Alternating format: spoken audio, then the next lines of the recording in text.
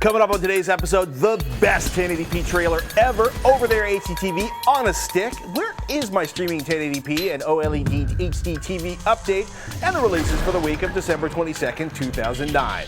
This is HD Nation.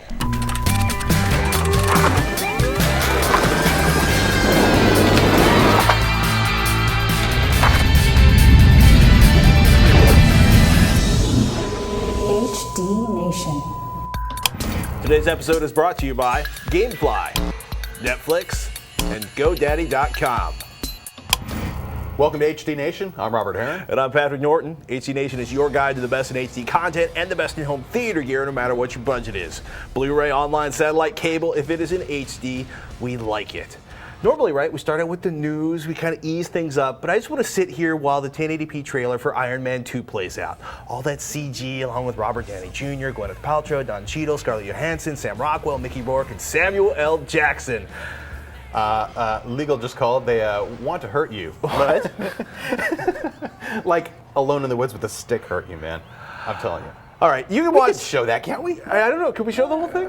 I haven't. Calling? I need to watch it again. Okay, you go watch it. Everybody, you can watch the whole trailer in its starky glory at apple.com/trailer/paramount/Iron Man. It is awesome. So we'll do a viewer question instead. David writes in, I got a Motorola Droid, which I love, and I want to convert some of my Blu-ray movies on them so I can play them on my Droid. Unfortunately, the digital copy that comes with the Blu-ray is DRM'd, so it's useless to me. Yes, digital rights management, the bane of copying and re-encoding things however you want. Protecting the content owners' content.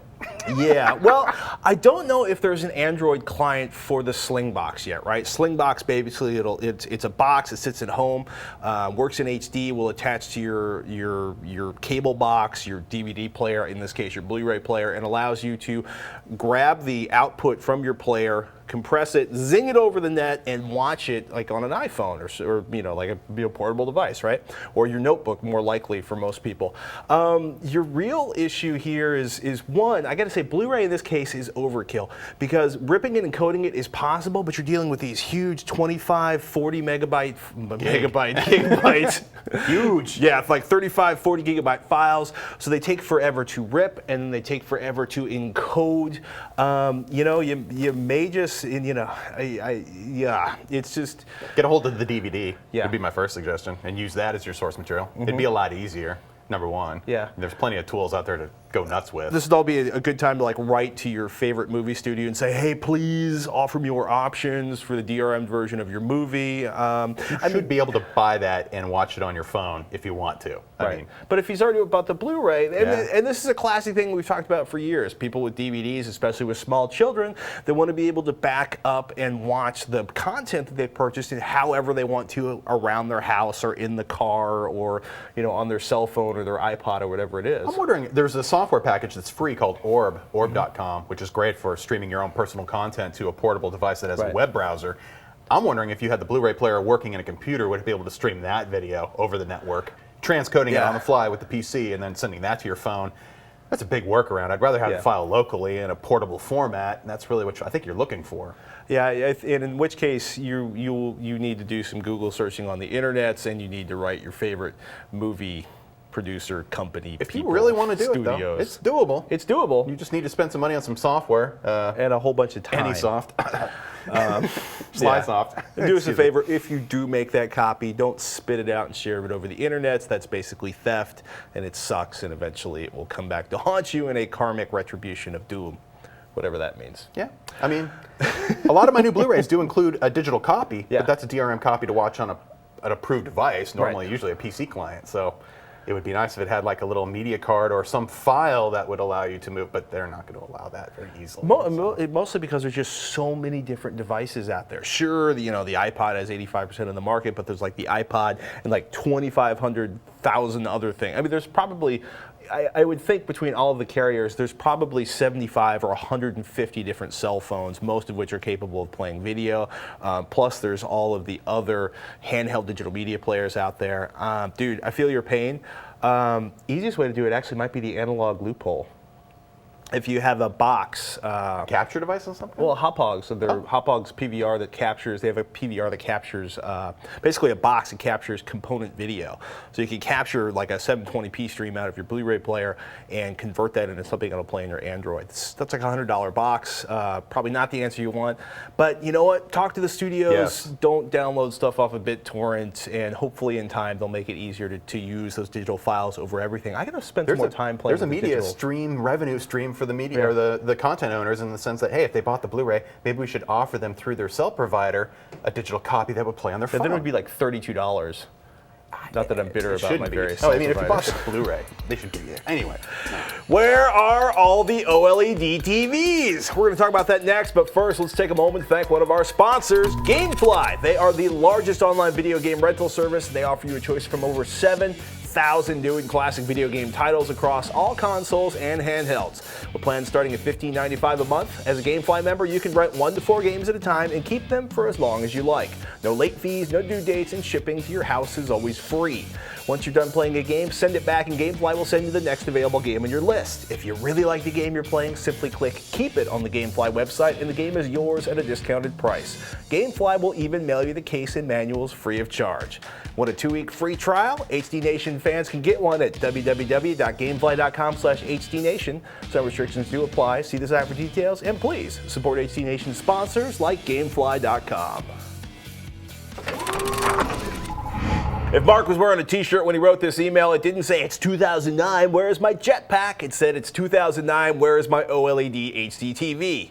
He writes in, I'm a big fan. I think I'm your biggest fan in Ireland. Question, why is no one reviewing OLED TVs? They were the talk of CES 2008, but I've not heard much since then.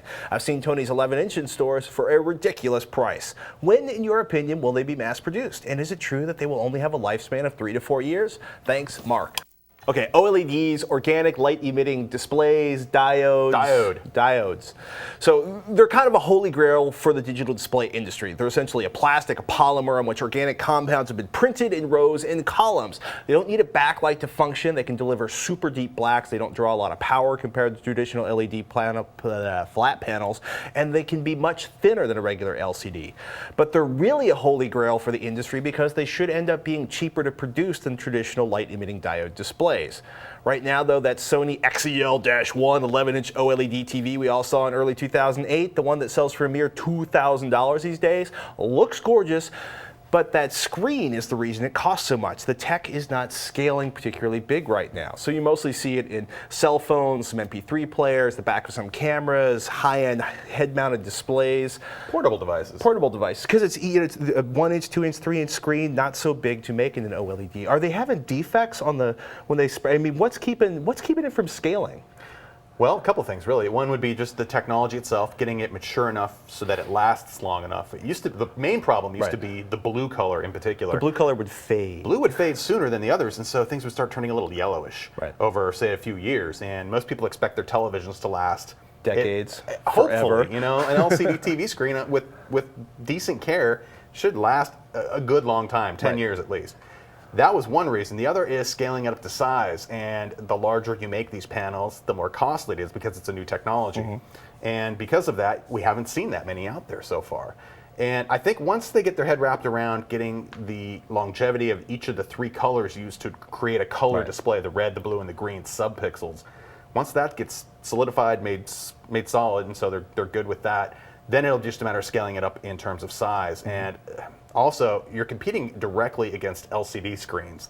LCDs are cheap right now, comparatively speaking, for sizes we're talking about.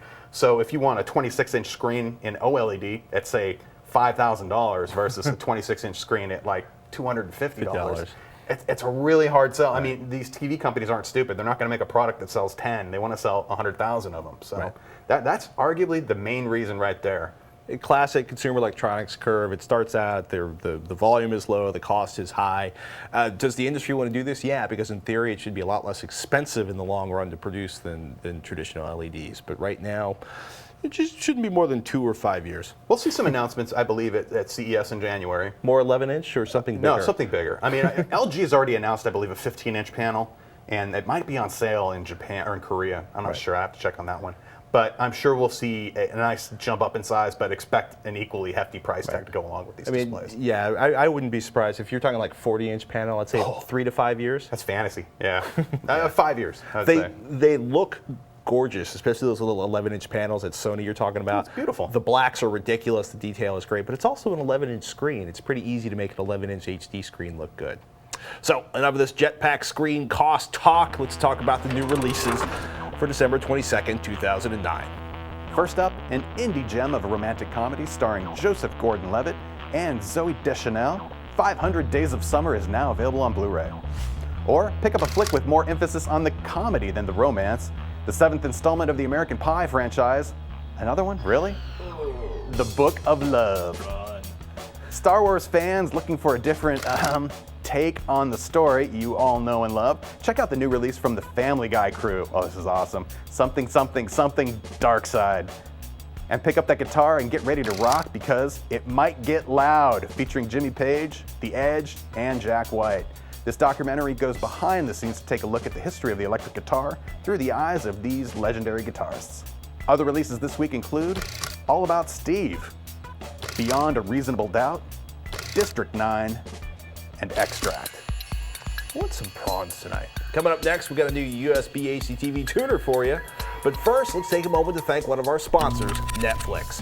If you're looking for a place to find a great selection of Blu-ray discs, look no further than our next sponsor, Netflix. With Netflix, you can rent over 90,000 titles online, including a ton of Blu-ray titles with free shipping both ways to and from your home. They have over 40 shipping centers now, so almost all deliveries happen in a single business day. Plans start from $4.99 a month. As a new member, you can get a no-risk 2-week free trial membership. Check it out at www.netflix.com/HDNation. And please remember to type the www when using this code. In his ever-widening search for HDTV perfection, Mr. Herons added over-the-air HDTV to his super notebook. He took a risk, picked up a brand that we'd never heard of, but is getting mad love online. A lot of favorable reviews in the forums. Mr. Heron, aka Robert, how did KWorld's Plus TV HD stick work out? I have to say overall, it couldn't have been any easier. I bought this specifically for an upcoming Super Bowl party so we could hook it up to a projector. I needed a HDTV tuner for that kind of goodness. I didn't look at the manual. I didn't load the disk of software. I just took it out of the box. I sat there holding it, debating if I wanted to download the driver from the company's website, thinking it was newer. Said, scratch that. Let's just plug it in and see what happens. Now I'm running a Windows 7 notebook with Windows Media Center. Right. It just detected, worked, loaded up the channel guide, scanned for my local channels, boom, and I was watching TV. Has the quality been what you expected? It must be a pretty sensitive tuner. I'm about to crack it open. I was waiting until at least I had a chance to play with it before actually breaking it open to see what chip they're using. And I have to say it is quite sensitive. The sensitivity is excellent, at least as far as using this dinky little antenna they include with it, which I have to say I was disappointed with until I just discovered the base is magnetic. So if you have a metal surface, it's much better because you can just plug it, or once you have it plugged in, the somewhat chintzy looking antenna is actually quite stable once you put it onto a metal surface and it just sticks there nicely. This thing is warm. What do you think's going on inside of this? Hopefully some good tuning action. The electrons are flying around in there. You know what? It does get warm, but it didn't get hot, or at least what I would consider dangerous hot or melting hot or anything like that. And I've had it running for days on end now. So is this pretty much just passing 1080p signals through this and over the USB, or what's going on there? Yeah, well, the decoder chip is in there, so it's grabbing the ATSC digital signal over the air, and it's doing the decoding magic on there, and then feeding that via USB into my notebook, where it then does the magic and gets it onto the screen for me. So what's something like this costing now?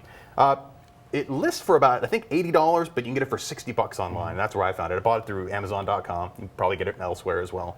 But that included some good free shipping. Are you able to do HD capture in Windows 7 Media Center, or just standard def? Both. Anything you can tune with this. It also includes a USB dongle, or I don't think it's USB actually, but a proprietary dongle that gives you analog SD capture. Now you get S-video, composite, and your left-right audio as well. Cool. So if you want to do some basic analog capture as well, that's probably included with the software on the disk. I didn't explore that in terms of what's built into Windows. Well, this is more about like having, and the reason that home theater PCs might not die is because you can have an almost unlimited amount of video capture. You're not restricted to like your single external hard drive or array that you're plugging into the back of your set-top box.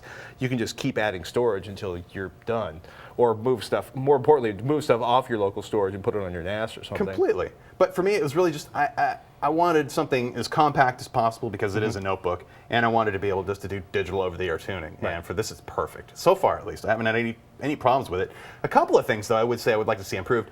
I'm not sure if this product includes QAM support, QAM. That's the digital compression standard used for cable transmission. I haven't tested it with my cable connection yet. I hear some people saying they're getting channels. I'm just not sure if that would be maybe they're broadcasting ATSC over their cable connection. That's going to vary a lot with the cable carrier because some are using QAM, some are still on the old school, and a lot of the cases, if you have a particularly up-to-date cable company, you're going to have to use a cable card to get any kind of reception. Maybe, at least for the encrypted channels. But Right. I'm hoping it's good something I'll try out when I get home. The other thing I would like is I would prefer it had a USB extension cord. Normally, when this comes, it doesn't come with this nifty, I think it's about a 2-foot extension cord I have on this thing. It would be nice. Then I can just keep the tuner separate from the notebook and not have it just sticking out on a hard connection where it's possible somebody could.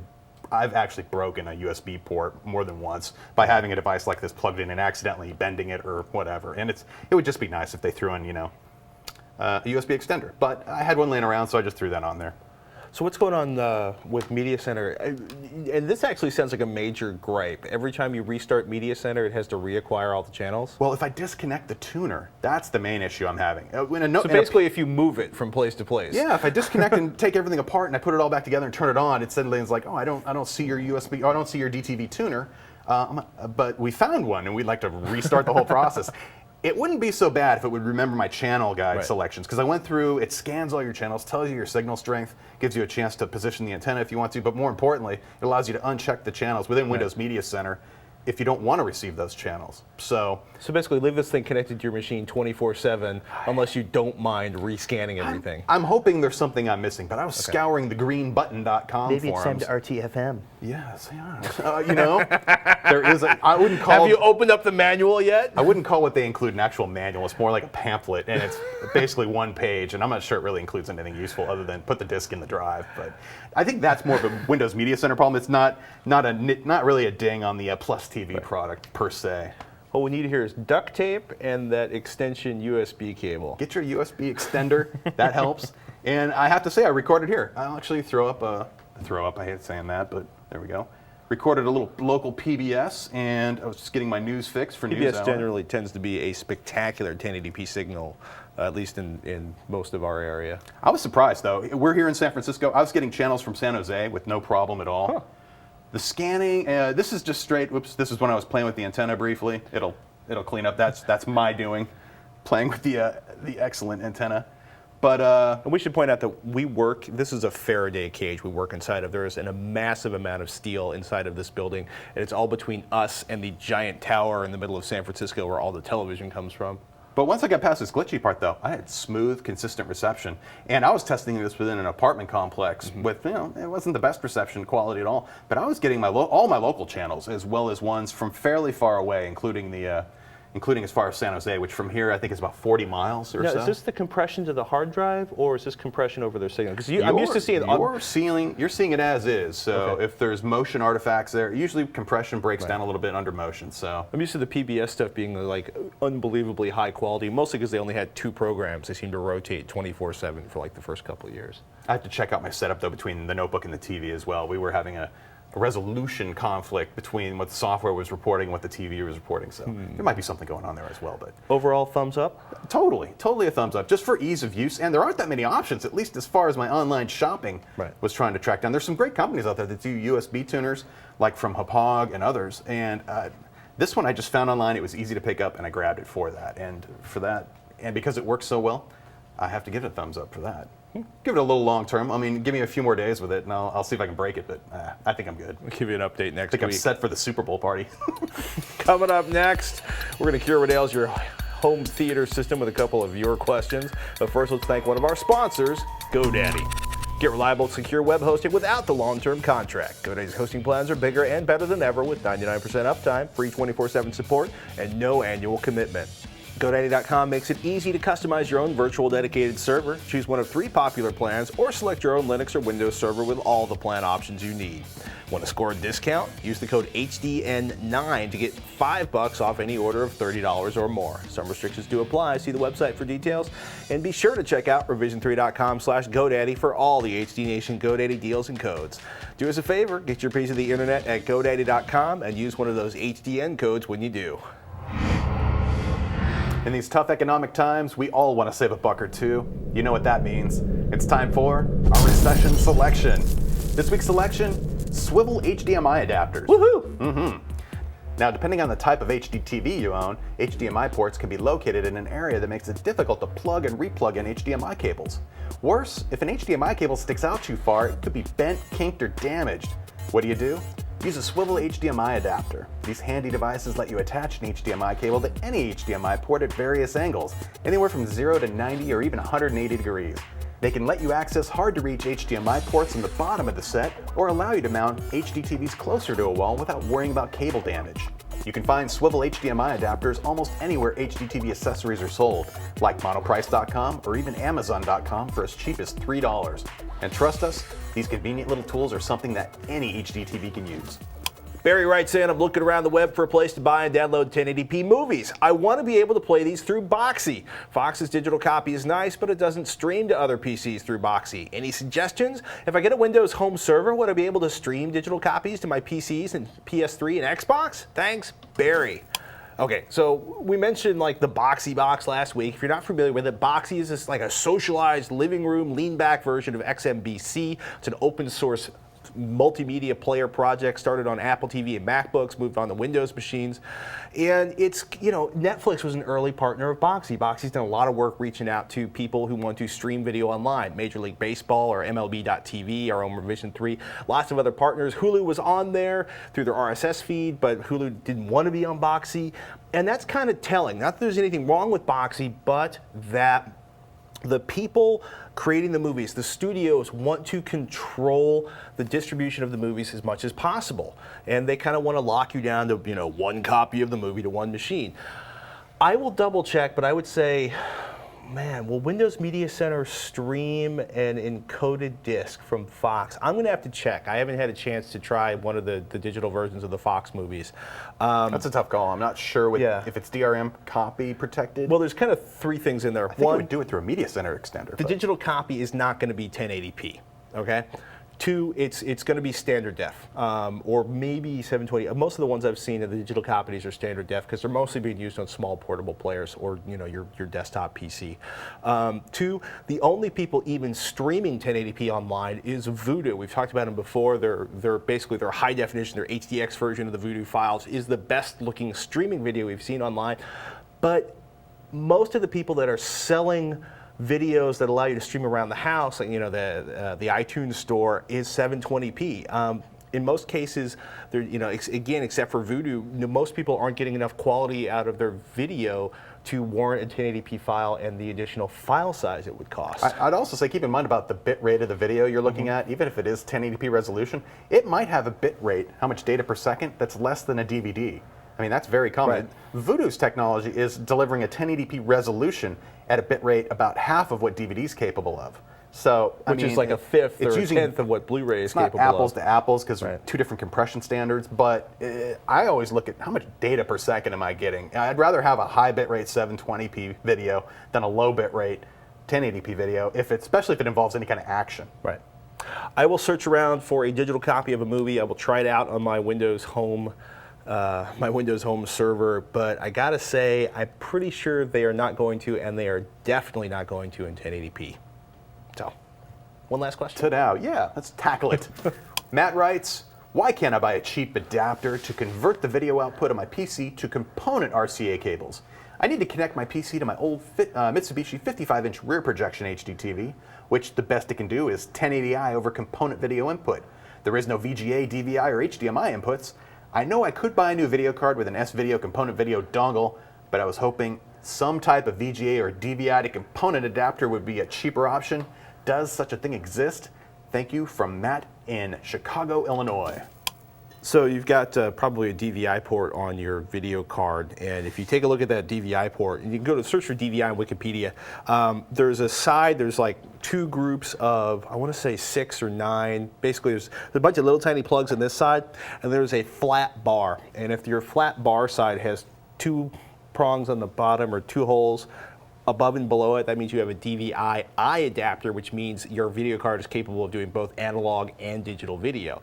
In which case, you fire up your nearest browser, grab your credit card, and tune it to the hefty charge of $3, maybe $5 if you want to splurge, to get what?